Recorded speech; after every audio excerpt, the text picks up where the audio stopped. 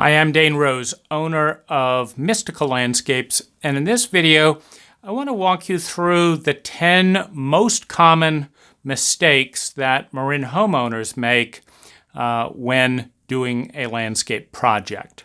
So number one, and perhaps the biggest, is failing to comprehend the alternatives before proceeding with an installation. And here's how this occurs. So design is a hidden wealth. And what I mean by that is if you don't have a design and you don't know what's possible, what mistakes could be avoided, another way of doing things, you don't know that that technology existed. If you don't know that something doesn't exist, and you go out and you have an idea, and perhaps you've seen something on TV or you saw your neighbor do it, and you say, okay, I'll do that. That will work. And it absolutely will most of the time. It will work. But if you don't know that there's a significant better way of doing things, you don't know that you don't know it. And that's why I call it a hidden resource. Because a really good designer will drive by and say, why are they doing that instead of this? Did they know that was possible? That's a much cheaper, better way to solve that problem. That drain technique will last much longer than this drain technique, etc., etc. And the question is, why is it being done? And most of the time, the answer is that the homeowner who didn't know what they didn't know didn't get a good design opinion. They just got bids. And this is a very tempting mistake because, in a materialistic culture, who wants to pay for ideas? What we like is getting deals on installation. And so if some landscaper comes along and says, sure, I'll do that, and no need to pay me for design, I'll just do this. Often what that means is they're not going to spend a lot of time giving you the best option. Why should they? Because you don't have the sense to pay for one of the most important areas in a design, or it's actually one of the most important areas in landscaping. Because an idea is so cheap. I've walked onto jobs and within 10 minutes as a designer saved a client $30,000 in 10 minutes. And, a builder, this was a situation where a builder had advised the client to do this and this. They were doing a big remodel. And the builder simply didn't know this technique. Now that $30,000 savings cut down on the builder's line items. And so that, this is something to be mindful of. Unless you hire a designer,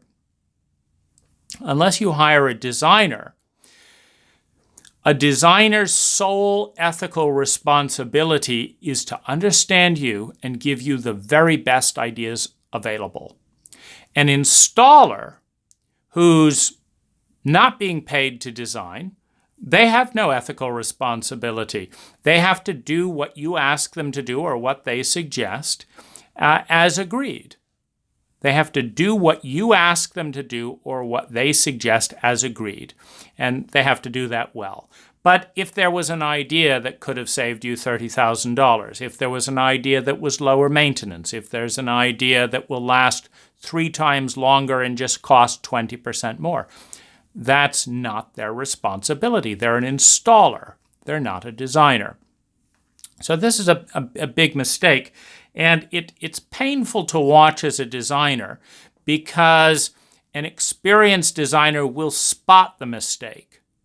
But a homeowner will not spot it in time. They might spot it 10 years later, but it's too late. So that's mistake number one, going cheap on design and paying big for missed opportunity. Now, the second mistake ties in with this, because what happens a lot of the time, and I would say this is about a third of the work that I do. A third of the work that I do in Marin is as follows. A client calls me out and says, 5 years ago, 10 years ago, 3 years ago, we put this in ourselves. And I look around and I see about $5,000 worth of work. Maybe they got some help with laborers. Maybe they hired it out with a contractor. Maybe they did it themselves. But they said, we did it ourselves. We didn't do a design. And it just doesn't look right. It doesn't look right. And so we want to tear this out and we want to do it properly. Okay, so why is this such a big deal? Well, first of all, they did it and bought some thousands of dollars of materials at the very least. They bought materials for an ill-conceived idea. They had to pay for those materials. They had to spend time, their own time or laborers' time, etc., putting them in. So that's a significant cost. Then they're paying me to tear them out. That's a significant cost. And then they're paying me to do it properly again. And that's a significant cost. So they're paying to put something in, paying to remove it, and then paying to redo it. So that's a pretty big financial cost. But there's two other hidden costs that we don't typically count in our culture very much. But one is the garbage cost. The typical American is going to generate 102 metric tons of garbage in their lifetime. And this is one of the ways that we do it. We do something as an ill-conceived idea, and then we say, oh, throw it away. Where does that go? It goes into a landfill. Now, natural resources were used to create all that stuff, and then a big hole in the ground or an incinerator, one or the other in Marin, is going to then cover it up. So it's an ecological cost. There's also the inflationary cost. If you do, landscaping goes up in price at least 5% a year. That's just typical. If you watch Marin over a 5-10-year period, you'll see landscaping go up 5% or so a year, along with other contracting. And some of the reasons for this is increased regulation and permitting. A lot of it is ongoing material increases. Some of it is increased labor. Inflation. So if they'd done the right thing maybe 5 years earlier, it's not only that they paid for it to be done, undone, and then redone. 5 years earlier, it was 25% cheaper. And there's one other factor in this, and that is the missed enjoyment cost. Meaning for 5 years, they've been looking at that and getting less and less interested in it. And then finally, once I put my material in, I'm a big believer in put in small plants and let them grow. So once, which most of my clients adopt, so once they put in small plants, etc., it's going to take 3 years for them to mature. So there's a wasted time frame. So that's mistake number 2. Here's mistake number 3. Poor coordination.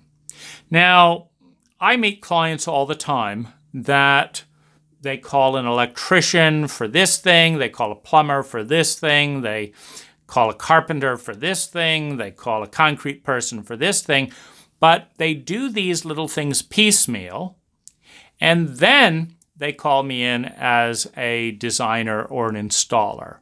And I say, well, have you thought about this? And what about this? And what about this? And they say, oh, gosh, we didn't think about that.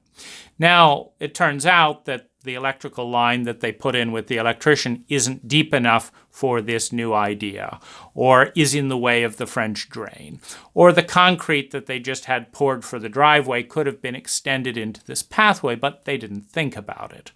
That kind of problem where you think about things piecemeal, but the reality is that visually and functionally, everything functions as a whole. And you get the best real estate value, the best return on investment when you think holographically. So this is mistake number 3. Mistake number 4 is the the high cost of stress that comes from picking a contractor that is late, has poor communication skills, maybe juggling multiple jobs, is going to increase costs incrementally. Now, this is what I've designed my business around, is because when I started the company at age 17, 25 years ago, I asked all my clients because I wanted to know what pissed them off, what I needed to get good at. And they all said the same thing. Contractors are late, prices increase, and they don't return calls or don't have good communication. So what I've done is I do one job full attention until complete. And what that means is that 90% of my jobs are done ahead of schedule because I've just got one job. The second thing that I do to avoid cost increases is give flat bids for every single line item. And the way that I do that is anything that is necessary to do that job well is included in the bid. So there's no surprises. Now, as for communication, I've even been criticized for being excessive at times, but you get a same-day response by email or by phone to every point that you raise up, and I am your sole contact. That's the other thing.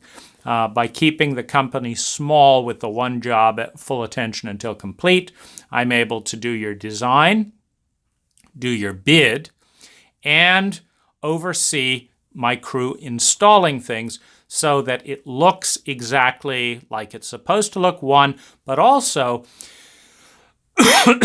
if you separate design and install, what you're going to be dealing with is a designer that'll say, okay, if they even ask you what price you want to bid, they'll do their design, and then you go and get 3 bids, and they're too expensive. And the designer's done their job, but they're not accountable to coming in on budget. And so by being the sole contact in the design process all the way through, you get a design that's actually tailored to your budget. And this is really a big deal. Now, the next mistake ties in with that. And that is that most designers, most contractors, and most homeowners will not ask every question related to the landscape project before beginning. They just won't ask every question. And so they're going to be halfway through a project and it's going to occur to them, oh my gosh, we're going to put a hot tub in, where's the power going to go? If it occurs halfway through. And then there's a scramble to dig a new trench under the new concrete, et cetera, et cetera. So this lack of thorough evaluation of every question that could be asked before means change orders, means surprise costs, means things are done more expensively because if they're done at the last minute after some other thing was already done, it's always more expensive and chaotic to do. So what I have done is I've created a thorough and detailed questionnaire. And I will not begin my design until you've had a chance to look through that and answer any question that relates to your project. As a result, 90% of the change orders are eliminated. So 6th mistake that many clients will make is they'll share what they want in a design and in an idea, but they won't share why they want it. For example, you might watch a show on real estate, fixer-uppers or whatever, and you're planning on selling your house. And so you say, oh, I want a picket fence, this, that, and the other. But you don't communicate that the reason you're doing this, and this is that you want to sell your house. Now, this is a mistake because every client is doing things for different reasons.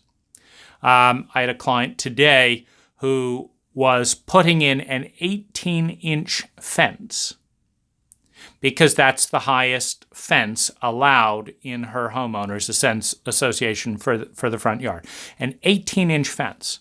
And she wanted to keep deer out with an 18-inch fence. Now I asked, why is she putting in the fence? She thought, well, it might deter deer. I said, it's not even close. If you want to deter deer, you need a 7-foot see-through fence or a 6-foot solid fence. Otherwise, don't even waste the money. So in other words, if you don't communicate why you want the various things that you want and what your values are, then you may have an installer do a fabulous job. You may have a designer do a fabulous job of designing and installing exactly what you said you want, without anyone figuring out that you were doing it for a faulty reason. Meaning, if you wanted to achieve this result, that was not the best approach. And this is where a great professional makes a huge difference, because a professional has 25 years or so of all the different ways that could be done. And on your particular house, there could be a much better way of doing things. So, 7th mistake that gets made is many clients need to break things down into stages just for cash flow purposes. And let's say you have a front yard and a backyard and you're moving into a new house, just as one example. And you want to satisfy the neighbors, so you do the front yard first. Well, there's many situations where if you understand the full design, front and back up front, and you understand that you're going to be installing it in stages, that a knowledgeable designer and installer can help you save up to 30-40% in many line items by doing things in the right sequence. Now, if you just tell someone, hey, do this first, then this, and we'll deal with that later, someone who doesn't have your best interest at heart or doesn't do the math is going to say fine, and you're going to be very happy.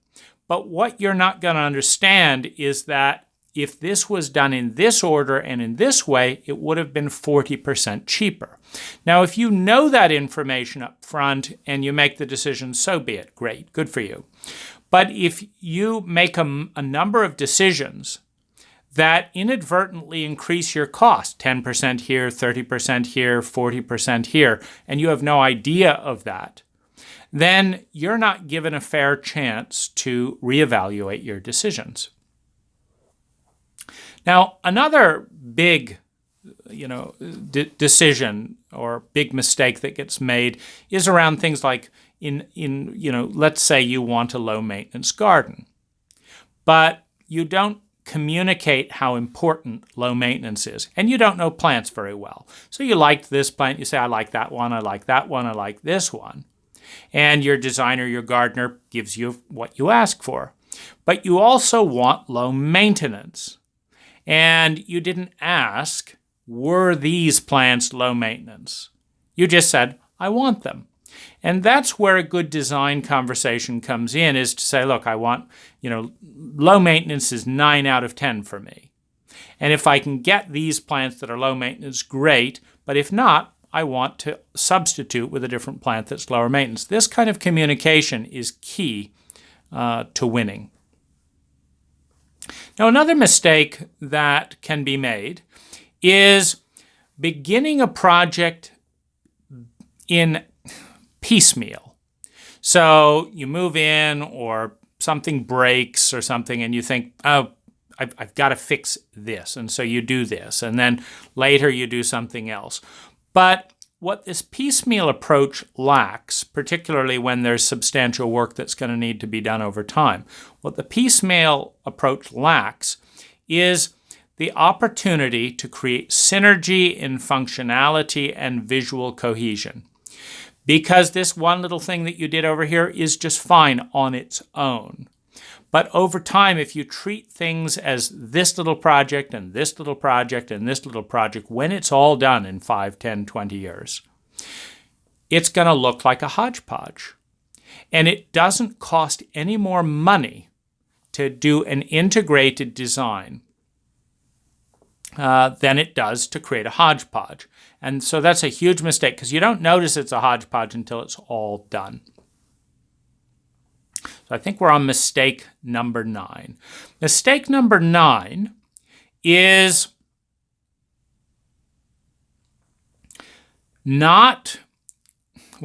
mistake number 9 is giving your power, your individuality to a professional. What should I do here? Without communicating your values. So if you want to maximize real estate value and get a $2 return on every dollar you spend, that's your value, and that's personal. No one can tell you what to do there. If you don't care how much real estate value something's going to create and you want what you want, that's personal. No one can tell you what to do that. So when you give too much leeway of the wrong type to a designer, what should I do here? What they're going to be doing is overlaying their values onto your project and then telling you the best way to achieve their values. So if they want a cool modern look, for example, they'll tell you the best way to have a cool modern look. But if a cool modern look is not the slightest bit, of interest to you, they're not doing you any service. So if you tell a professional you want it to look cool, or you want it to look modern, or you want it to be low maintenance, or you want to get a maximum real estate value, or you want to have it be a wildlife refuge, or you want it to be sustainable, if you inform your designer about your values and your priorities, and then ask them how to go about it, that's the right way to use a designer, a professional. If you delegate the whole thing, if you delegate your values, you will always end up with someone else's values and they'll rarely be your own. So what's the 10th mistake that I see being made in Marin? It's not remembering that relationships, that family, that quality of life is more important than the curb appeal of your house, more important than how cool your garden looks like. If you've got a struggling marriage, if you've got a child that has a substance addiction, whether or not your garden looks cool or just run-of-the-mill, most gardens in Marin start off reasonably decent. Whether it looks like the best thing in the neighborhood or just average or even below average, is not going to affect your well-being in the long term, as well as a great family dynamic. Including your family, quality time, spending enough time together to create family cohesion is going to give you a substantially better return on investment if you have to choose. In other words, if you could take a month off work and a $30,000 paycheck, or spend $30,000 renovating and upgrading an area of the landscape, if you're able to piece the well-being of your family together in some way with a month off work, you're going to feel better. All of the data says that your happiness in the long term will be significantly higher, and probably in the short term, than if you stress your family out to overspend on something you don't need. And so this is something that more Americans in general can learn from. There are happy people, really happy people with tight, warm, emotional connections, living in little tin huts all around the world, living in adobe, living in this. There are grounded, healthy, happy people in $300 residents around the world. And whether you have a $1 million home or a $1.2 million home, whether you have a $50,000 landscape or a $200,000 landscape or a $1 million landscape, is not going to automatically buy you family happiness. Now, what a landscape at its best can do is if you bring it into a community, a family project, and you look at how you can enjoy each other's company together, prioritizing quality of time, making that easier, that you can do the kinds of things that you like to do as a family. That's a great investment. That's a great investment. But if you have to decide between quality time and quality light fixtures, for example, pick the quality time. Hope that helps. I'm Dane Rose, and if you'd like to read my book, Successfully Landscaping Your Marin Home, or my second book with 600 images in it, Marin Landscape Design, on Amazon, by all means, let me know. If we work together as a designer, it will be my pleasure to give you 2 copies, a copy of each book, so that you can be supported in going through a great design process. Love to help you with your project.